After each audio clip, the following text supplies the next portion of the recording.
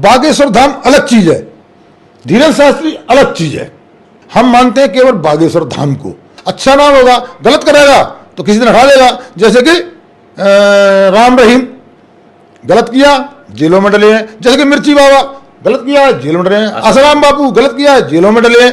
तो ऐसे कृत्य करेंगे ये लोग, ऐसे काम करेंगे तो इनका तो बड़ा ही नाश होगा। अच्छे काम करेंगे तो आज अच्छे लोगों में पहुंचेंगे।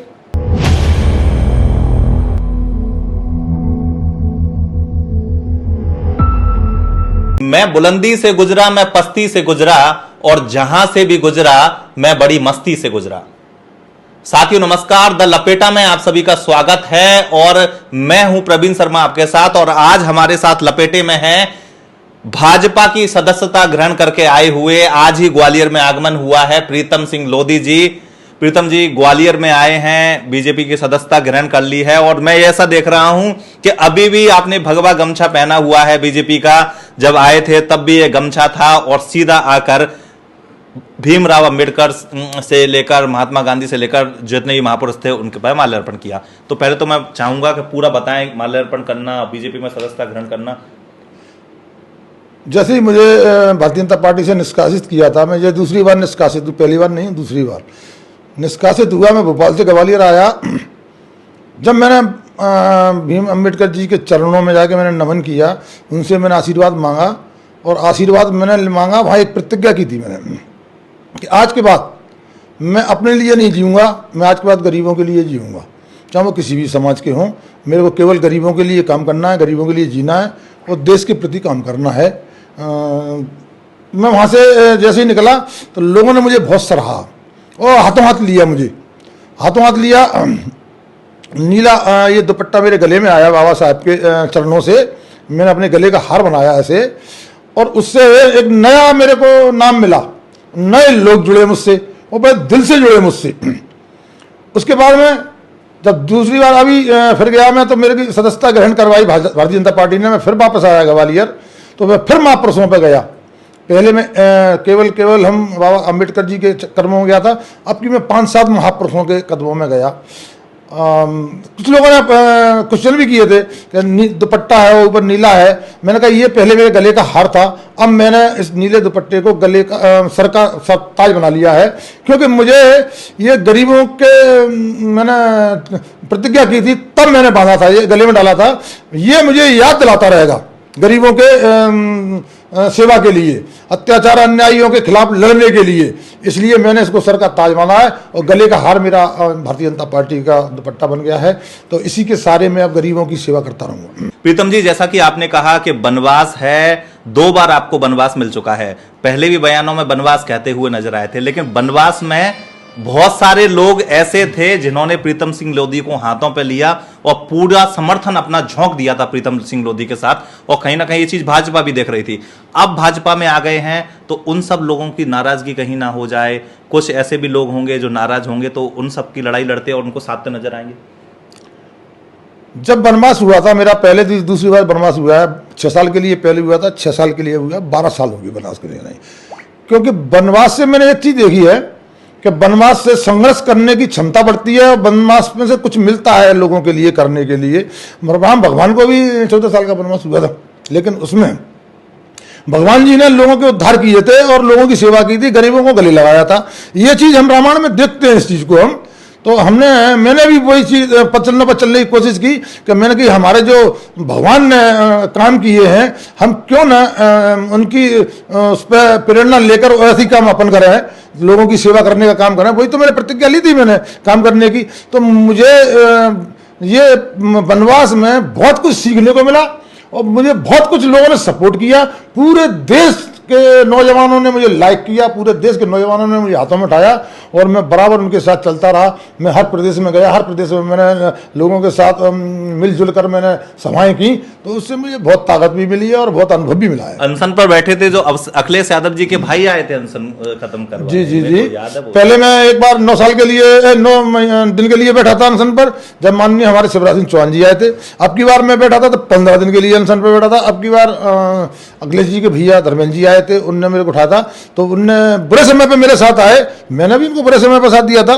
मैं उसमें जाके मैनपुरी में जाके डिम्पल जी यादव का मैंने साथ दिया और पूरे क्षेत्र में घूमा, ये नौजवान साथी निकल के मेरे साथ आए, इसीलिए तो 2.25 लाख से जीती वो। ये आपने देखा होगा कि वहाँ के लोधियों ने पहली बार वोट दिया है, सपा को नहीं, सपावा और यादवों का और लोधियों का 36 का आंकड़ा रहता है, पहली बार मूवमेंट किया है लोगों ने, तो हमने भी उनके बुरे समय पे हमने भी साथ दिया। क्या लगता है, लोधी समाज का डर था भाजपा को, इसलिए प्रीतम सिंह लोधी को साधते हुए नजर आए? क्या छटकने का डर था कि आगामी विधानसभा चुनाव में कहीं उल्टी बाजी ना पड़ जाए, क्योंकि लोधी भाजपा के समर्थक रहे? देखिए, पूरे देश का 95% लोधी भाजपा को बिलोंग करता है। जनसंघ, जनता पार्टी और भारतीय जनता पार्टी, ये लोधियों ने इसमें बहुत मेहनत की है, इसमें इतने खून पसीने, इतने त्याग लगे हुए हैं इस पार्टी को बनाने में, इसको सींचने में, कि शायद है कि किसी और समाज का इतना योगदान लगा हो। और नहीं, आप तो इतिहास उठा के देख लीजिए, हमारी अवंती बाई ने देश के लिए कुर्बानी दी थी। हमारे अपने वो थे, क्या कहते हैं, सुल्तान सिंह जी, जिसने झंडा फहराया था कारगिल के लिए। माननीय उमा भारती ने तिरंगे के लिए कुर्सी छोड़ दी थी। माननीय कल्याण सिंह जी ने राम भगवान मंदिर के लिए कुर्सी छोड़ दी थी। तो ऐसे लोग बहुत लोधी समाज के अंदर, जो देश के लिए और पार्टी के लिए हर चीज में सफर करती थी, बहुत लोग ऐसे। क्या बात हुई है भाजपा से? चूंकि बात तो बहुत दिनों से चल रही थी, ऐसी जानकारी आ रही है, तो अभी क्या बात हुई है? किसी शर्त पर आप आए हैं? विधानसभा सीट, मनमानी विधानसभा सीट पर राजी हुए हैं, या उमा भारती जी ने कोई बात कही है? कितना योगदान उनका समझ लगता है? मैं चाहूंगा पूरा सब कुछ बताना। जी, मेरी अभी तक मैं कभी झूठ नहीं बोलता हूँ, मैं सत्य बात मानना, अभी तक हमारा और परिवार, भारतीय जनता पार्टी के परिवार का कोई कमेंटमेंट नहीं हुआ है, कोई शर्त नहीं हुई है।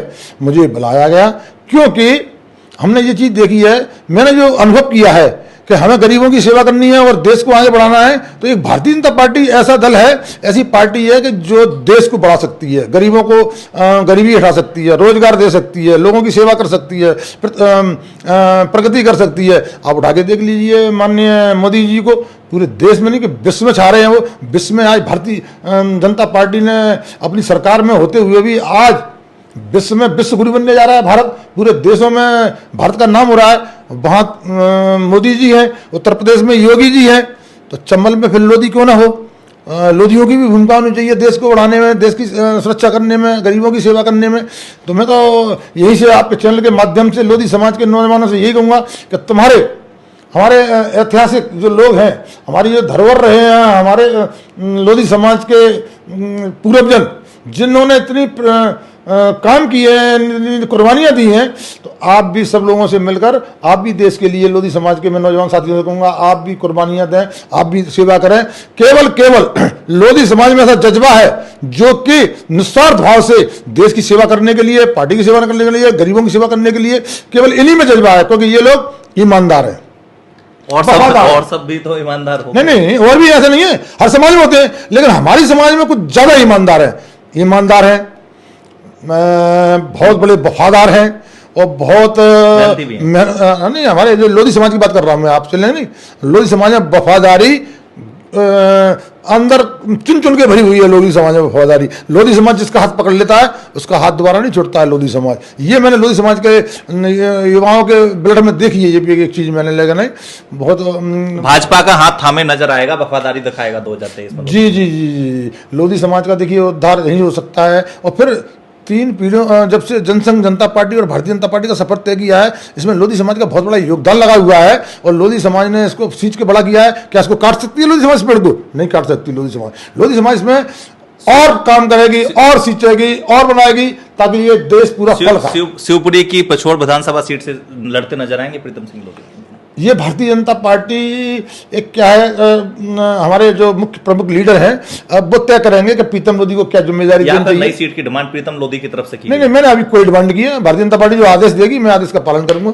बड़ा विवाद आपका बागेश्वर धाम सरकार के जो पीठाधीश्वर हैं, या यूं कहें धीरेन्द्र कृष्ण शास्त्री से रहा। बड़ी बयानबाजी उनने आपके लिए कही, कई अपशब्द भी कहे गए, लोगों ने कड़ी निंदा भी की, और आपके द्वारा भी एक बयान दिया गया था, पतलून गीली करने जैसा कुछ बयान था। तो कहीं ना कहीं अब क्या स्थिति रहेगी? क्योंकि भाजपा से कोई दिशा निर्देश मिला है, या क्योंकि बड़े बड़े लीडर, चाहे कांग्रेस की बात कर लें, कमलनाथ गए थे, भाजपा के आपके बड़े लीडर जा चुके हैं, क्या प्रीतम सिंह लोधी भी जाएंगे और आशीर्वाद लेते नजर आएंगे? पहली बात तो यह है कि इन दो चीजों को इकट्ठा न करें हम। बागेश्वर धाम अलग चीज है, धीरेन्द्र शास्त्री अलग चीज है। बागेश्वर धाम देवी देवताओं का स्थान है, वहां सबकी श्रद्धा है, मेरी भी श्रद्धा है धाम पर। धाम में देश के अंदर कईयों हैं, इनके क्या है पुजारी बदलते रहते हैं, इनको अलग हटा दीजिए। हम मानते हैं केवल बागेश्वर धाम को, और जो करता है पूजा वो उस पर कितनी क्षमता है, कितना काम कर सकता है, ये उसके ऊपर है। अच्छा करेगा भगवान उनको अच्छा देगा, अच्छा ना होगा गलत करेगा तो किसी दिन हटा देगा। जैसे कि राम रहीम गलत किया जेलों में डले हैं, जैसे कि मिर्ची बाबा गलत किया है जेलों में डले हैं, आसाराम बापू गलत किया है जेलों में डले हैं। तो ऐसे कृत्य करेंगे ये लोग, ऐसे काम करेंगे तो इनका तो बुराई नाश होगा। अच्छे काम करेंगे तो आज अच्छे लोगों में पूजेंगे। तो कहीं ना कहीं आपको लगता है कि बागेश्वर धाम के जो हनुमान जी हैं, उन जो सरकार हैं, उन पर श्रद्धा लोगों की होनी चाहिए।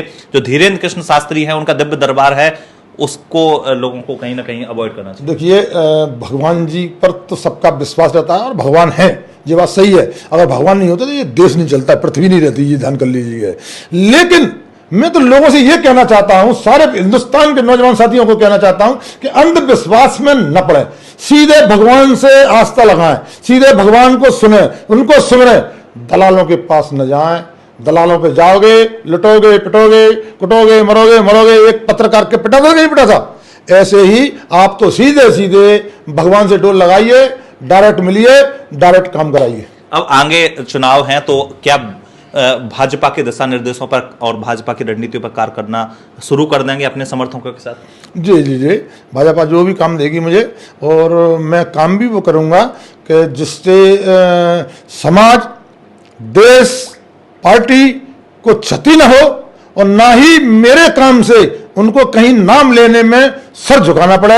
मैं काम वो करूंगा कि मेरी समाज को सर ऊंचा करके नहीं बात करे, मेरी समाज मेरे नाम से, मेरी पार्टी ऊंचा सर करके नाम करे मेरे नाम से, मेरा देश ऊंचा सर करके नाम करे। मैं अपने देश का, अपनी पार्टी का, अपनी समाज का, अपने देश के लोगों का सर नीचा कराना मैं नहीं चाहता। पिछोर वाली सीट कक्काजू के खाते में है, तो क्या इस बार भाजपा की झोली में डालेंगे प्रीतम लोधी? देखिए ये प्रीतम लोधी की सीट नहीं है, न प्रीतम लोधी खाते में डालेगा, ये वहां की जनता का और समर्थन मिलेगा तो निश्चित तौर से भारतीय जनता पार्टी की झोली में जाएगी, और जनता समर्थन जिसको देगी उसकी झोली में जाएगी। एक और चीज देखी गई थी जब आप सदस्यता ले रहे थे, बीडी शर्मा जी आपको सदस्यता दिलवा रहे थे, नरोत्तम मिश्रा जी शायद आपको लेके गए थे, ऐसी खबरें थी।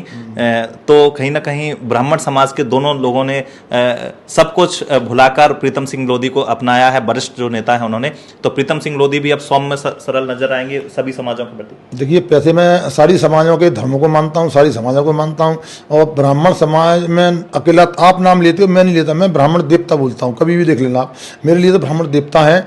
आप समाज की बात कर रहे हो तो मैं ये कहना चाहता हूँ कि जितना मेरे को प्रीतम लोधी को ब्राह्मण समाज ने तगड़ा आशीर्वाद दिया है, शायद हिंदुस्तान में किसी को दिया होगा, और आगे भी ब्राह्मण समाज मुझे आशीर्वाद देगी, और आगे भी मुझे नेतृत्व करने की क्षमता देगी ब्राह्मण समाज। मैं ब्राह्मण समाज का बहुत बहुत आभारी हूँ। साथियों, प्रीतम सिंह लोधी जी हमारे साथ थे, भाजपा की सदस्यता इन्होंने ग्रहण कर ली है और अब पूरी तरह से तैयार हैं रण में उतरने के लिए, और भाजपा के लिए कैंपेनिंग भी करेंगे और अपनी जो सीट है उस पर चुनाव लड़ते, फिलहाल कयास लगाए जा रहे हैं कि उसी पर लड़ते नजर आएंगे।